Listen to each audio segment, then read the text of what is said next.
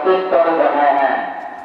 दक्षिणा साम्राज्य श्रृंगेरी शारदा पीठाधीश्वर जगत गुरु शंकराचार्य जी श्री श्री भारती तीर्थ महास्वामी जी के महासंरक्षक और अपने संरक्षक में स्थापित वेदांत भारती संस्था के द्वारा धार्मिक, तात्विक, सामाजिक कार्यों से सर्वदा अनुग्रह कर रहे हैं।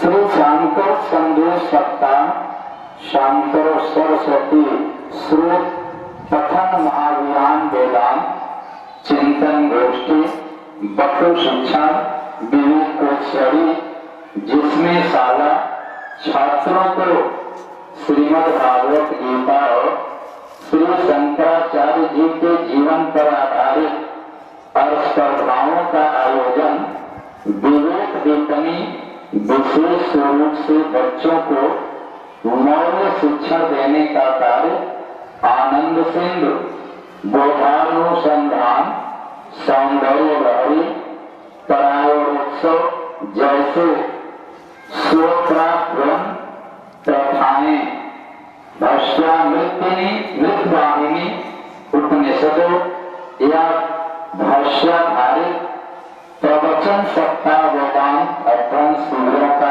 आयोजन जैसे कई कार्यक्रम कर्नाटक के सभी जिलाओं में 200 से ज्यादा गांवों, शहरों, महानगरों में आयोजित किया गया है।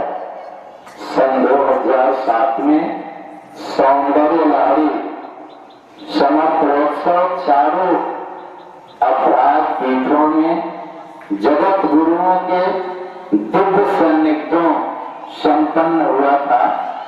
2017 में 10वीं सौंदर्य लहरी समर्पणोत्सव में माननीय प्रधानमंत्री श्री नरेंद्र मोदी जी की उपस्थिति में करीब 2 लाख परायणकर्ताओं ने भाग लिया था।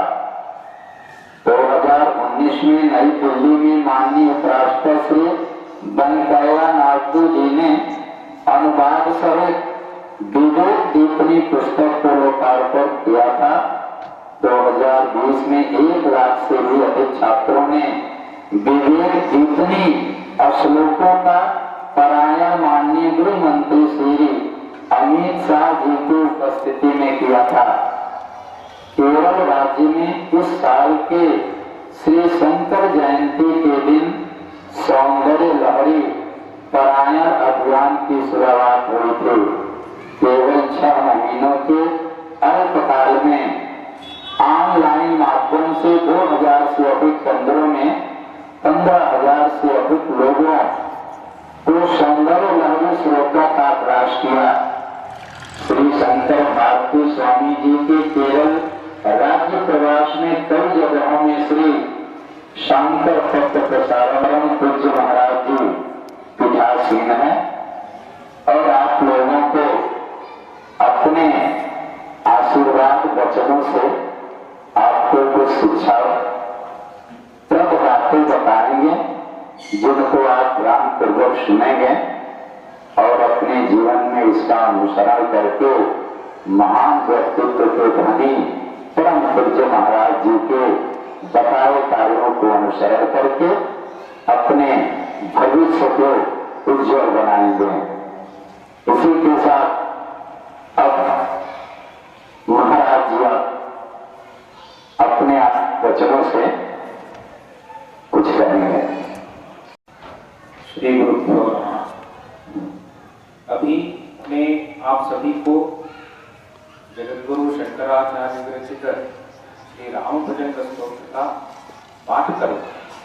मैं निधान से गाऊंगा, आप सभी प्रति उच्चारण करें। विशुद्धं परम गाय, विशुद्धं परम गाय, विशुद्धं परम विशुद्धं परम सच्चिदानंद रूपम सच्चिदानंद रूपम तैं गुणाधार माधार जोर से गाइए। गुणाधार माधार हीनं वरेण्यं महान्तं विभान्तं गुहान्तं गुणान्तं सुखान्तं स्वयं धाम रामं प्रपद्ये शिवं नित्यमेकं विभुं तारकाख्यं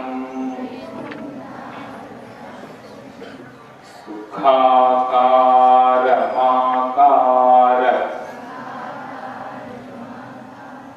शून्यं सुमान्यं महेशं कलेशं सुरेशं परेशं नरेशं निरीशं महेशं प्रपद्ये।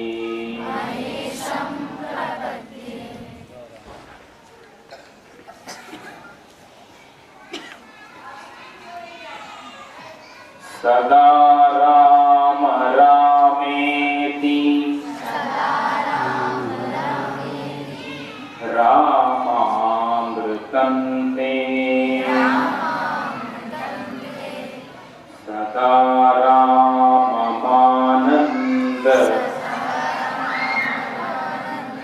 सदा राममानन्द निष्यन्दकन्दम् पिबन्तं नमन्तं सुदन्तं हसन्तं हनुमन्तमन्तः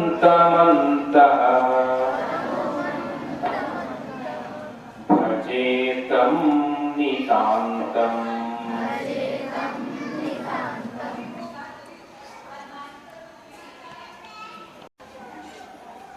प्राञ्जलिराञ्जनेयादिभक्ता सखिन्मुद्रया भद्रया बोधयन्तम् भजेऽहं सदा रामचन्द्रम् तदन्यं न मन्ये न मन्ये गुरुपुङ्गवपुङ्गवकेतनते समतामयतान्महि कोऽपि सुधी शरणागतवत्सल तत्त्वदिते भव शङ्कर देशिक मे शरणम्। हम विद्यालय में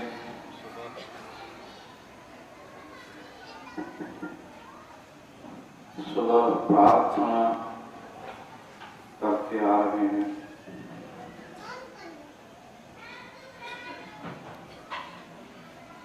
क्या इसका महत्व क्या? हमारे पूर्वजों ने एक पद्धति लाए हैं। क्यों? ये तो हमें ध्यान में रखना है। आप ध्यान में रखिए, अभी सुबह प्रार्थना के समय शायद याकुंदे तुषारहार द्वारा स्तोत्र पठन करते हैं। ठीक है, ये तो सरस्वती का स्तोत्र है, शारदाई। ऐसे सब देवताओं के बारे में भी स्तोत्र हैं। श्री शंकराचार्य जी ने भी सभी देवताओं के बारे में स्तोत्र लिखे हैं। अभी तो 3 स्तोत्र आप पढ़ने के हैं। ये तो राम जी के बारे में है, राम भुजंग प्रयात स्तोत्रम, ऐसा उसका नाम है। इसमें 29 स्तोत्र हैं। ये शंकराचार्य का इस स्तोत्र में वैशिष्ट क्या है, विशेष क्या है? विशेष क्या है, हम जो चाहते हैं, क्या चाहते हैं?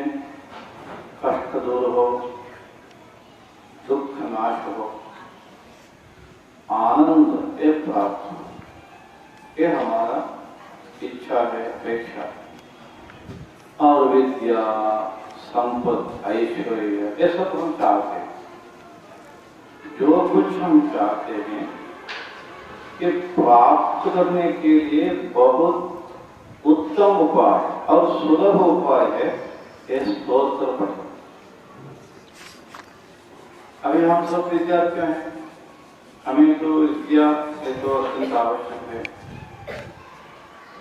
हमारा प्रयास ये तो अत्यंत आवश्यक है, परिश्रम आवश्यक है।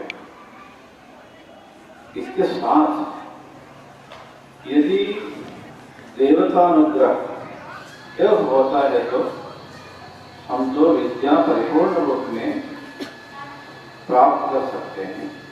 इसलिए हमारे पूर्वजों ने सरस्वती जी का और अलग देवताओं का स्तोत्र किए। एक है।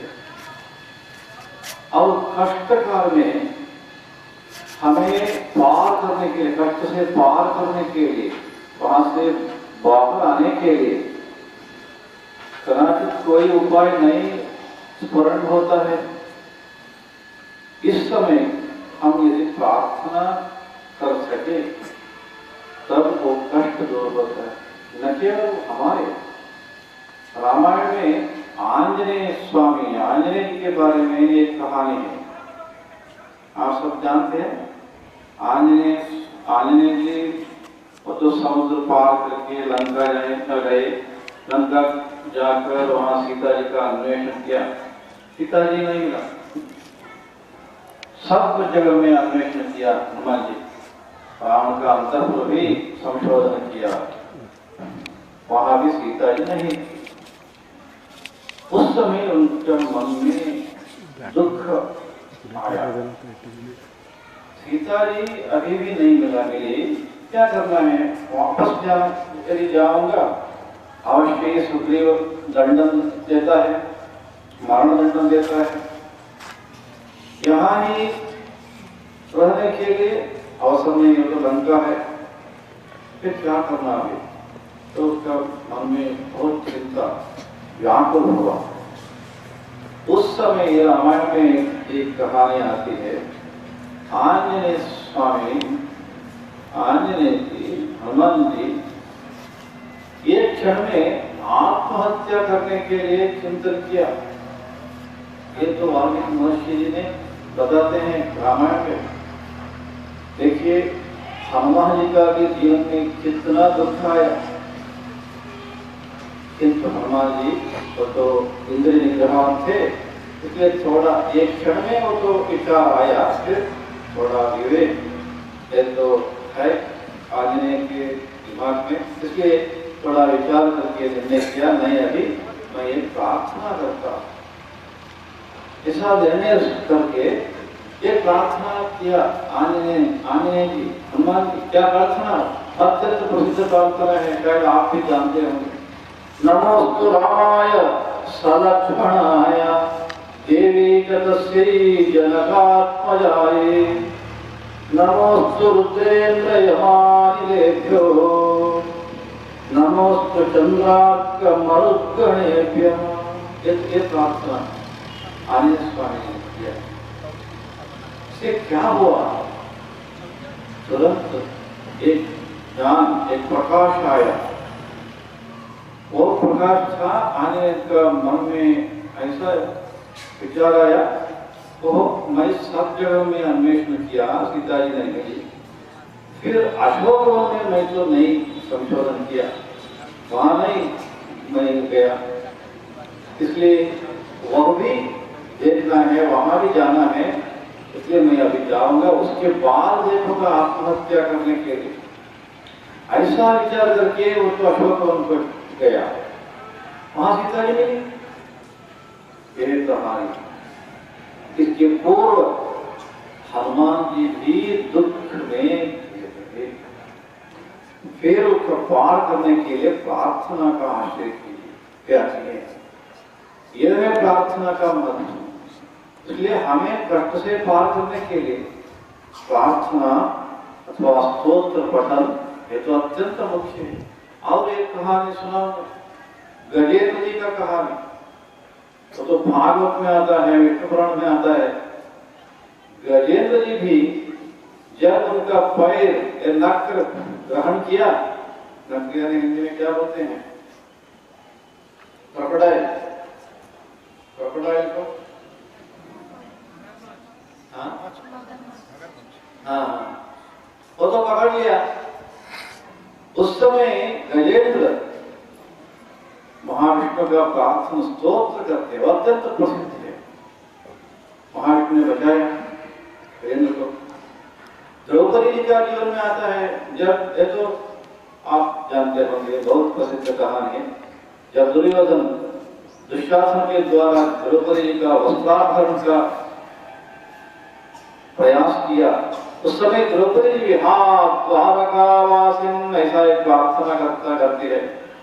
प्रार्थना से स्वयं कृष्ण द्वारका से ही अनुग्रह किया, इसलिए द्रौपदी जी का वस्त्र अक्षय वस्त्र बना। भगवान ये महाविष्णु कृष्ण, इसलिए कष्ट से पार करने के लिए भी हमें तो प्रार्थना या स्तोत्र अत्यंत आवश्यक है।